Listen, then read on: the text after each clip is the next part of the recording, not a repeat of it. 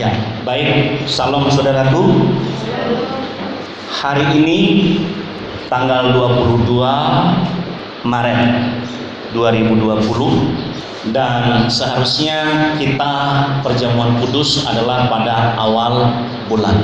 Tidak kebetulan, saya pikir memang pimpinan Roh Kudus minggu yang lalu saya umumkan untuk hari ini kita perjamuan kudus. Bahkan jauh hari sebelum ada pengumuman dari pemerintah maupun dari PGI berhubungan dengan ibadah online, saya sudah mengajarkan kepada jemaat, kepada saudara, secara khusus pada ibadah ITM ya, ITM, kemudian ibadah SBT, supaya kita di rumah masing-masing melakukan ibadah keluarga. Saya ajarkan kemarin itu membaca Mazmur 91, ujian penyembahan, doa Bapa kami. Nah saudara, maka mulai hari Minggu depan kita ibadah di rumah kita masing-masing. Ini bukan masalah takut, tidak berani dan lain sebagainya. Tapi setelah saya menggumuli di hadapan Tuhan, ternyata di dalam Alkitab itu juga ada saat-saatnya di mana jemaat dalam perjanjian lama mereka tidak beribadah di bait Allah atau di sinagog. Misalnya ketika mereka berada di dalam pembuangan ke Babel. Kita ambil contoh Daniel, Sadrah, Abednego. Jadi mereka itu ibadahnya pribadi, ibadahnya kelompok, dan itu bukan seminggu dua minggu, bukan sebulan dua bulan, malah itu bertahun-tahun dalam keadaan terpaksa, dalam kondisi-kondisi tertentu. Misalnya lagi Yusuf dibuang ke Mesir, ya tidak bisa ikut ibadah, dia ibadahnya sendiri. Kalau Daniel kita lihat sampai dia 3 kali sehari berdoa di lantai atas.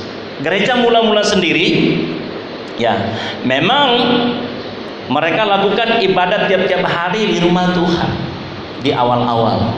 Tapi ketika mereka mulai mengalami penganiayaan, di mana mereka juga harus menyelamatkan jiwa nyawa mereka, ya demi pemberitaan Injil terpelihara, demi Tuhan dipermuliakan, maka terjadilah yang kita sebut dengan jemaat-jemaat diaspora, gereja-gereja rumah. Dan kita percaya ini tidak akan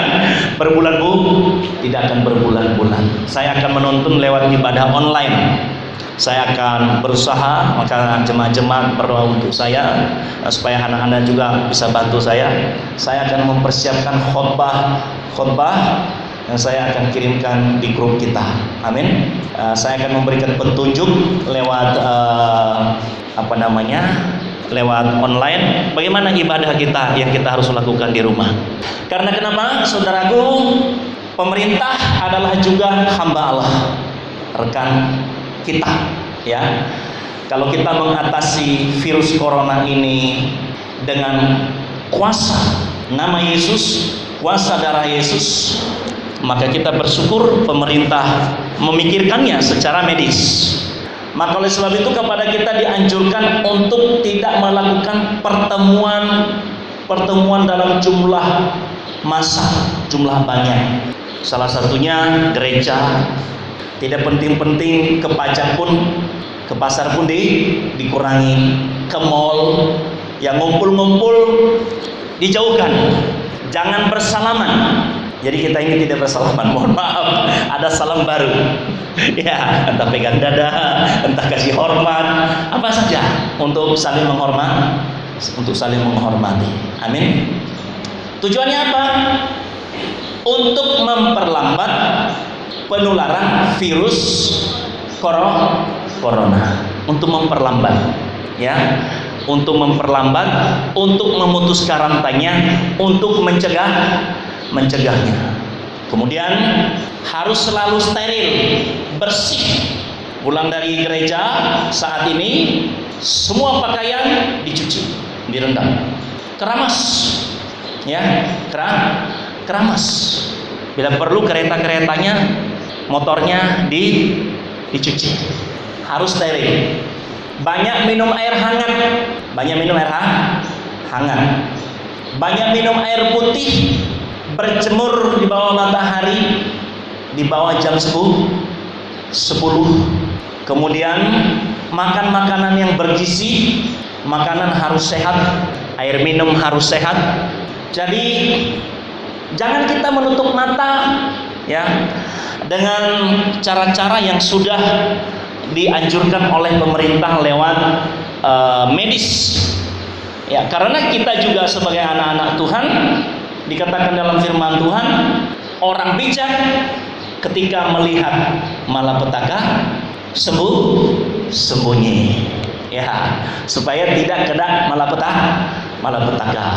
Ya, saya tidak teruskan, nanti ada khotbah saya yang saya sudah rekam tadi malam, ya, sembunyi. Tetapi orang bodoh dikatakan apa? Berjalan terus sehingga kena malapetaka. Kita jangan jadi orang bodoh. Toh juga kita tidak ibadah di gereja, tapi tetap ibadah di rumah, namanya tetap ibadah. Firman Tuhan katakan, apabila kita berkumpul 2-3 orang, Yesus hadir di situ. Yesus hadir di situ. Ya, Yesus hadir di situ. Yesus hadir di situ. Itu pasti Yesus yang ngomong. Tidak mungkin Yesus bohong, sama seperti sekarang. Ya, Yesus tetap hadir. Dan terima kasih untuk saudara yang hari ini punya iman tetap hadir. Bukan karena kita tidak iman, tapi itu tujuannya. Ya, itu tujuannya untuk memperlambat, untuk memutuskan itu semua. Ada amin saudaraku? Nah, kita bersyukur dan hari ini kita akan juga mengikuti perjamuan kudus, ganti perjamuan kudus yang seharusnya hari Minggu besok. Tuhan sudah atur. Ya, minggu kemarin saya umumkan hari ini perjamuan kudus. Setelah saya renung, kita tidak boleh keras kepala. Kita selidiki firman Tuhan. Kita beriman, kita percaya. Oh, dulu perjanjian lama jemaat mula-mula ya seperti yang saya jelaskan tadi. Amin. Tapi kita tetap ada komunikasi lewat telepon, lewat WA. Ada amin. Saya mohon kepada seluruh jemaat dan kita terus berdoa, saling mendoakan supaya jangan ada seorang pun jemaat di gereja kita ini yang terinfeksi.